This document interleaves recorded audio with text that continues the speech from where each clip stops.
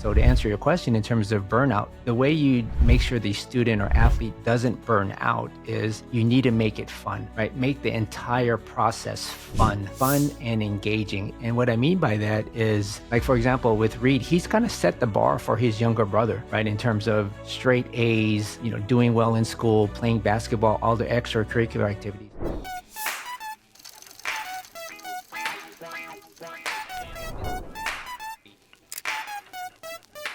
Good morning, Randy. How are you? Morning. Good. How you doing, Carter? Awesome. Excited about our show. We have a lot to talk about. Yeah. Especially now with basketball coming around, I'd like to see if we could touch on some basketball news or NCAA. I haven't watched it this year. Maybe you could give me some updates on there. Who's winning, who's losing? You're not going to take my updates. I know that when you have me talk basketball, you think you're the pro. So anything I give you is going to be about the dream team back in the day. Hey, Yeah, we had sure. two pretty awesome guests with Liam and Rohan recently, and Yeah, both amazing impressive, student. both super ambitious, and they approach K through 12 education in different ways. That's right.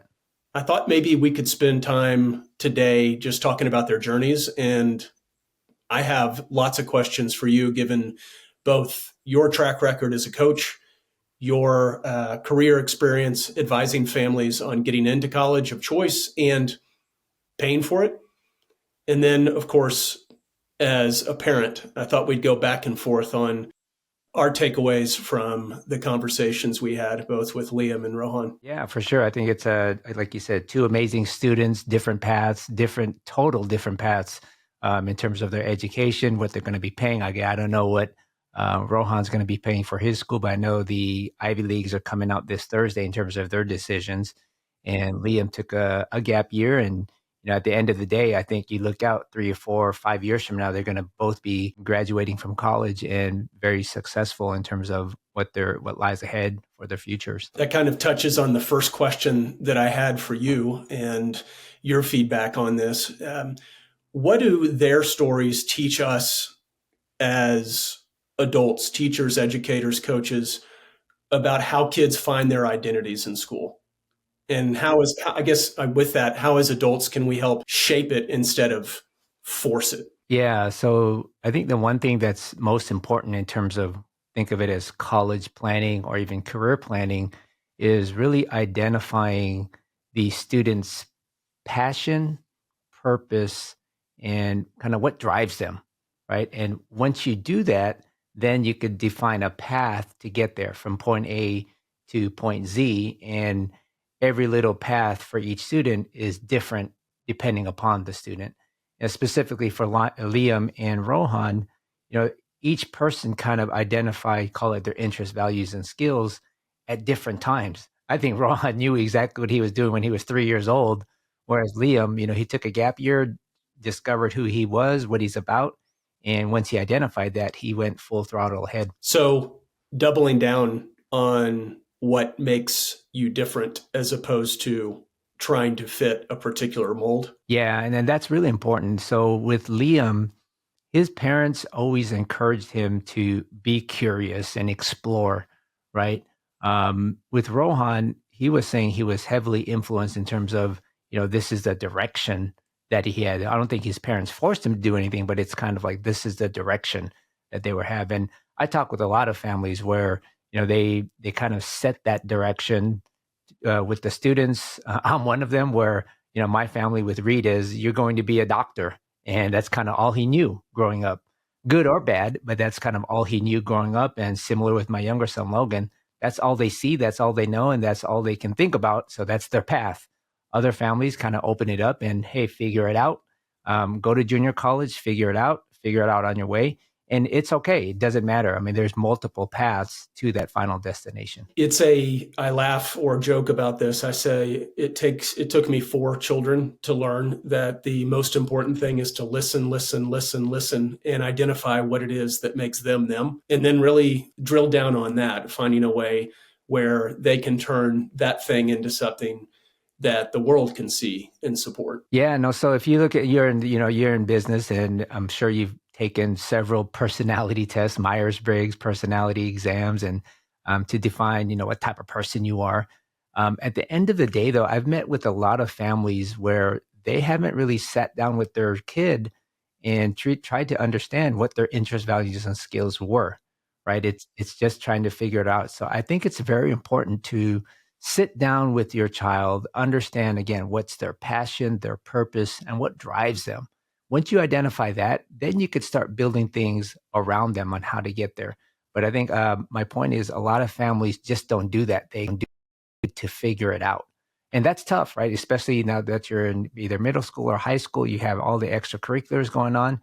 And, when you ask a child, what do you want to be when they grow up?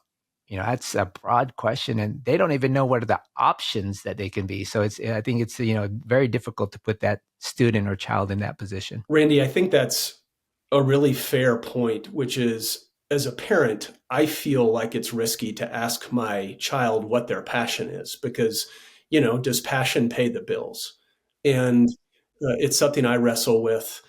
And when I listen to interests, values, and skills, that helps me hone in on the discussion with any one of my children further. And I'd ask you, kind of pushing back a little bit, should we push academics more or do we let our children chase their passion? Yeah, great question. So when you talk about interests, values, and skills, if you look in the sixth grade, their interests are going to change from sixth grade to seventh grade, eighth grade, up into high school. The interests may change. Most likely it will. Their values are something that's going to remain constant throughout their time. So, for example, their values is they love money. Their value is they love spending time with their family, right? That's something that's going to stay constant. And then their skills is going to continue to build. So once you align those three, that's when you could define that. So I have parents that say, they've literally said, do what makes you happy. And some parents are fine with that, right? If you want to be an art teacher, do that and makes you happy. For other parents, they say, okay, you can be an art teacher, but just know as a career path, the first few years out of college, you may be struggling in terms of financial situation, right? And just be aware of that. Is that aligned with your values, right? So that's my point is you need to be able to align those three. And once you do that, then you could kind of push or direct or guide in that manner. The continued defining of interests, values, skills is super helpful for me. So you'll notice I'm kind of going back to that over and over and over because it's very helpful both as a parent and being in business and then a former educator myself. That's a both helpful reminder, and I'm learning it to some degree for the first time here. Both Rohan and Liam took risks, right? Rohan, he went out and established this charity tournament where he stood up a nonprofit opportunity that ultimately the money went to benefit the hospital that he benefited from as a 2-year-old, helped save his life. Liam took the approach in education of Liam decided to take a different approach in school altogether, going to both an alternative high school and then ultimately finishing his K through 12 career in online school, and then took a gap year. How, as parents, educators, mentors, coaches, do we find that balance in encouraging our kids to take risk, but also getting comfortable with failure? Yeah, great question. So one of the big, call it mindset principles that I really support is what's called this growth mindset. Growth mindset versus fixed mindset. I mean, we could spend a whole hour talking about that, but essentially, it's a perspective of how you approach things. So I had a discussion with one of my coaches last night. We had a game with one of our 9U players, and he came back and told my assistant coach, "Oh, coach, they didn't pass me the ball during the ball." Right? So that's his mindset. And he sat down and talked to them and said, "Hey, what is another way that you can approach this? You are new to the game. This was your first game. You haven't played a lot. Go out and get the ball." There's just so many different points of a different perspective. My point is that I think from a parenting standpoint, we need to encourage the growth mindset and not really, give the kids everything that they need in a sense. So I know a lot of parents are trying to help their kids, but in many instances, when they fight their battles for them, they're actually hurting them in the long run. Not letting them take risk, not letting them know it's okay to fail. From a growth mindset perspective, it's okay to fail and learn from that, and you're going to continue to get better.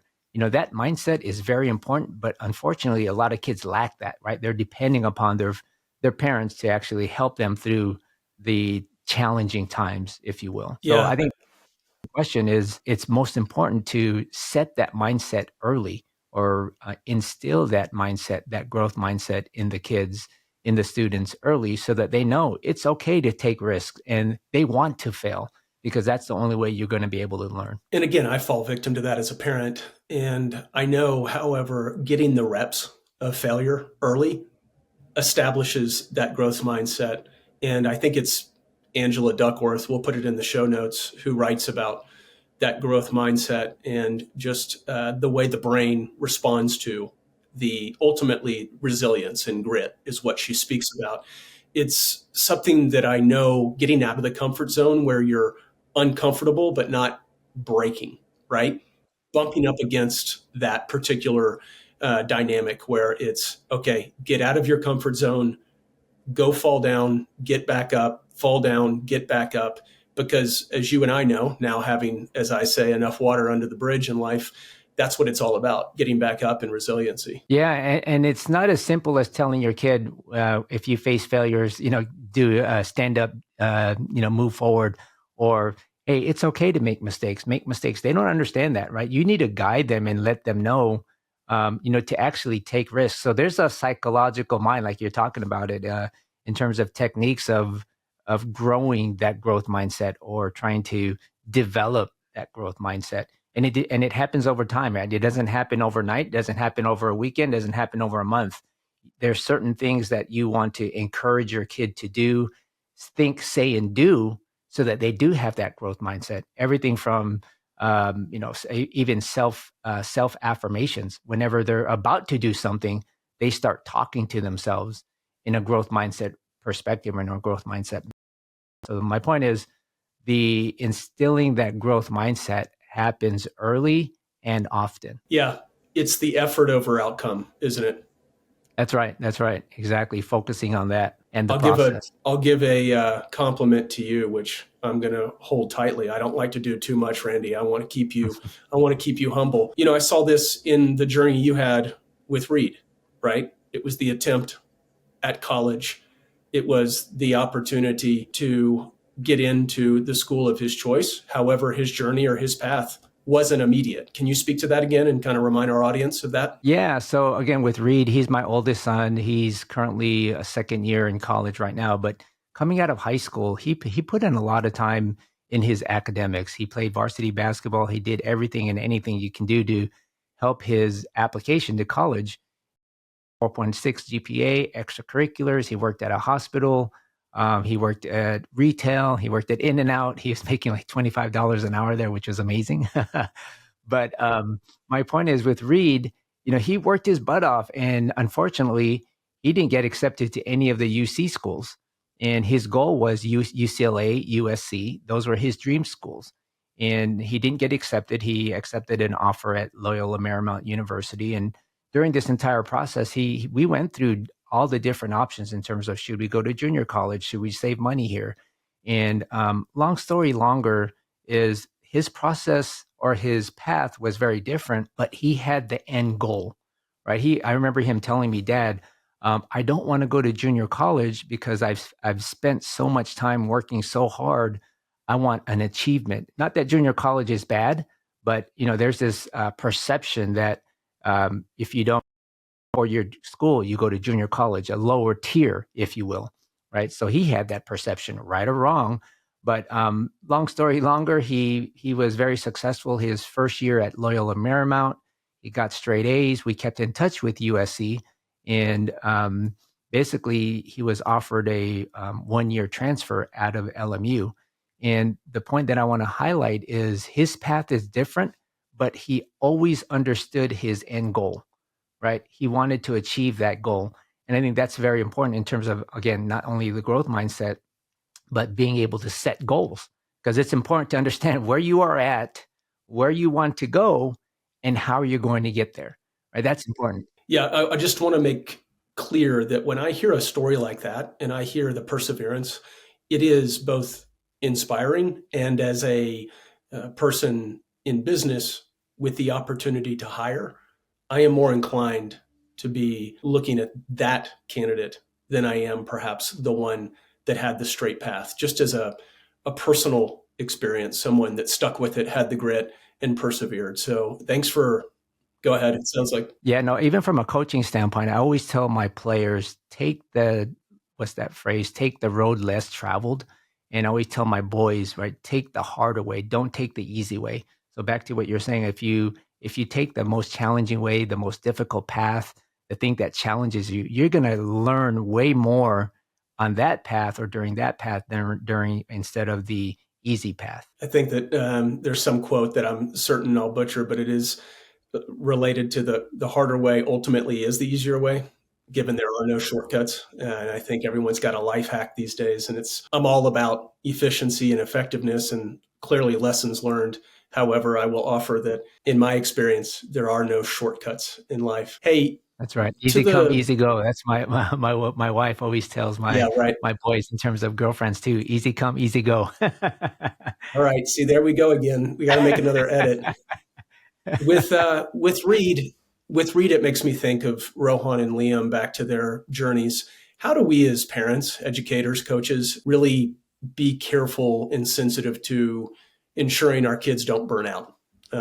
We've got this time management. You talk about the job, you talk about the internships, you talk about the grades, and I'm just using Reed as an example. But how do we really walk that fine line of ensuring our kids do not burn out when they're going through middle and high school? Yeah, no, great question. And the way I would approach that is very similar in terms of basketball training.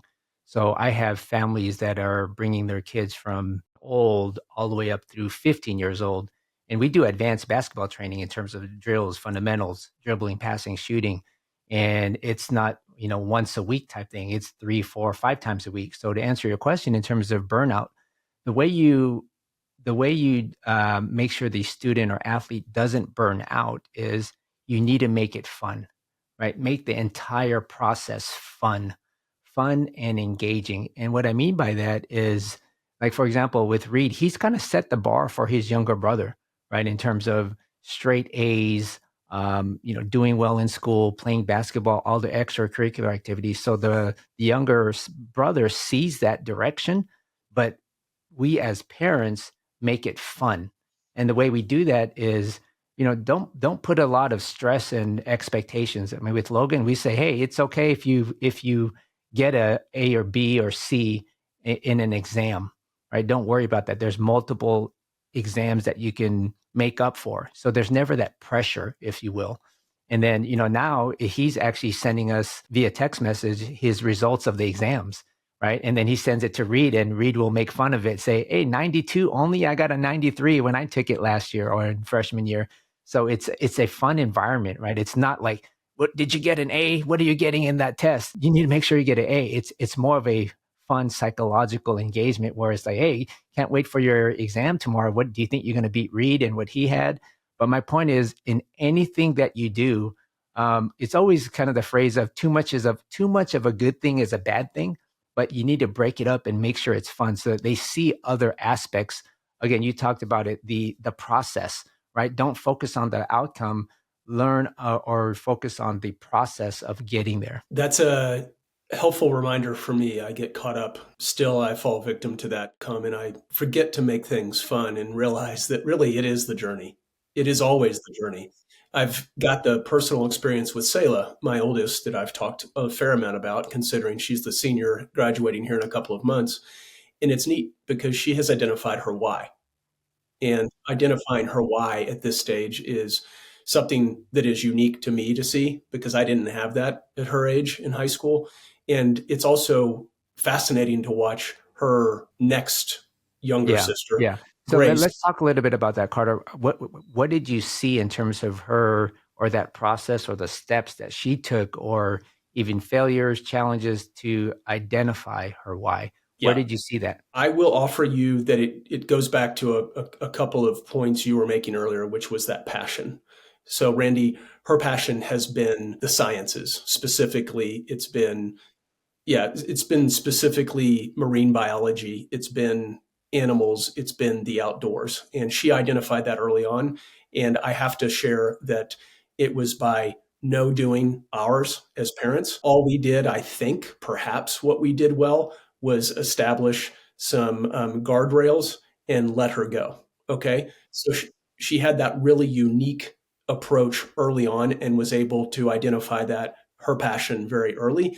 And she's now matched that to your kind of use that the interest, values, and skills such that she's positioned herself for a school where she can enhance those interests, build on those values, and certainly not harness, but sharpen those skills at this Yeah. particular school. Got it. My, Okay. No, that's an amazing story. And you're right. I mean, once you find that passion, then it becomes your opportunities are unlimited in terms of what you can do. yeah, and I just want to kind of drill down on the fact it's more the why from my experience and observation over the course of the last 7-8 years of her of her school experience than it has been the amount of what's, right? So padding the resume, building, doing 18 hours a day, that's fine. I am not necessarily saying don't do that as a student, but why?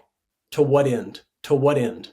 And it's really that mindset shift that might keep kids going strong if it's more, are you doing what matters to you? Is this next thing, this extracurricular activity, this grade, this particular class, is it what matters to you as opposed to what you think someone else out there is going to give you the nod for having done? Because I think I think our kids experience massive burnout if they have this particular image that it's going to matter to someone else. Because in the end, it's got to go back to what is it that matters to you?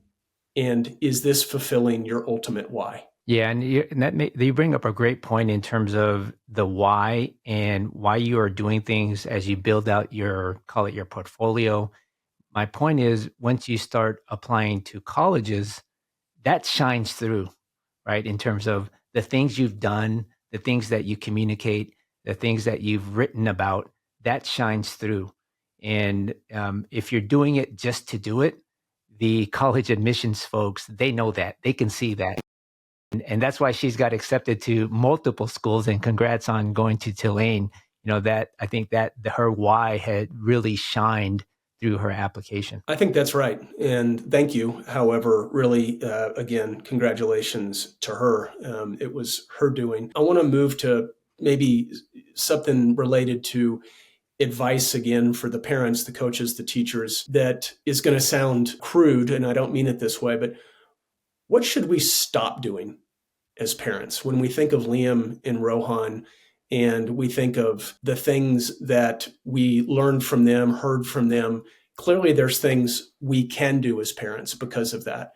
Is there something that you hear or see from your experience, your past, that we should stop doing? Yeah, there's two things that come to mind. Number one is stop trying to your life through your child. That's one thing that I see. I've never And what done I mean that. by I've that never is done that on the lacrosse sideline, Randy.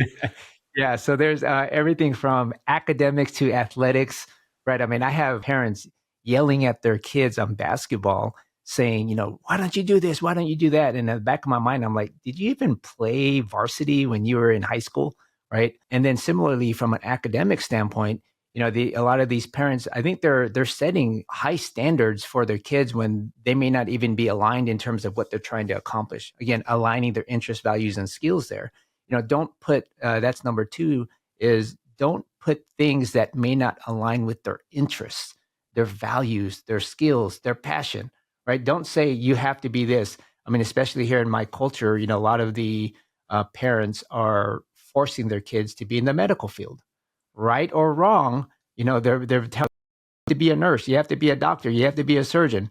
There's other families that you have to be a lawyer, you have to be an engineer, you have to be a fireman, whatever it is. My point is that don't set predefined paths for your kids. Let them figure it out. Let them identify their interests, values, and skills, and you could work with them together to do that. And then there's more opportunities that you can now pursue once you identify those interests, values, and skills, and then hone in on those specific options you have available. Can you I should never do this, which is take the audience way back to the first part of this conversation. But something that I hear you say, or something that I've heard you say a number of times now, is where you've been, where you are, where you're going. That sounds relevant to the answer that you just gave. Can you touch on that, Randy? Yeah. So the key concept there or principle there is defining your path, right? Understanding what you're good at, understanding where you want to go. And there are multiple ways to get there, but you just need to know where you are at today, what level, either emotional intelligence, academics, sports, where you are at today, and then deciding here's the future and taking in consideration all the other things that are happening in the future, and then defining there's multiple paths to get there. But if you don't have that roadmap, if you will, not even roadmap, even understanding point A to point Z, right? Then you're going to be going in circles. So it's important to understand, again, back to goal setting. And there's multiple goals, right? You may have a 1 to 2 year goal. You may have a 3 to 4 year goal, and then a 10, 15-year goal. Those students that are great at goal setting are very successful. So the point is, understand where you are at, know where you are going, and that will help you get to your final destination. Have And that roadmap. and that's a huge takeaway for students too, right? I mean, they don't have to have it all figured out, but they Yeah, do. no, exactly. Especially at the younger age. I mean, in terms of, you always you hear the younger students, what do you want to do when you grow up, right? Yeah. At least have that. Oh, I want to be a doctor and I want to be a chef. And there were times where Reed or Logan, oh, I want to be a cook. We never took that away from them, but we always, oh, cook's good, but you want to be a doctor like your grandma, right? We always had references there. So See, let you're let guilty. the You're child guilty of it explore. too. You're guilty of it Oh, for too. sure. I am for sure. That's the thing. I say we need to stop it because it can limit. My point is that why do you want to even stop that? Is it can limit the child's opportunities by not knowing other options he or she has. Yeah. I think, again, coming back to Liam and Rohan interviews, they took the first step, right? They were willing to take that first step and build momentum around what it is that they identified, at least at the time or times throughout their life, that excited them, that they were passionate about. The values have remained true. The values have remained constant. And perhaps the ultimate end goal has shifted, but they took that first step. And I think that needs to be a reminder to our students. Hey, take the first step, engage, be willing to get out there and know that if you fall, it's okay. It's going to be all right. Yeah, no, with Liam specifically, I mean, his was very an unconventional path in terms of, taking that gap year. And many families are frowning or frown on a gap year in terms of, hey, you're not going to college. And we've seen it with Liam where right after high school, he was thinking about going to college, but you could see his persona. He didn't really want to go to college. And once he identified again where he was at, right, in his life and where he wanted to go, then he recognized, okay, I need to learn. I'm not ready for college yet. So that's the biggest thing is one, identifying that maybe you may not be ready for college just yet.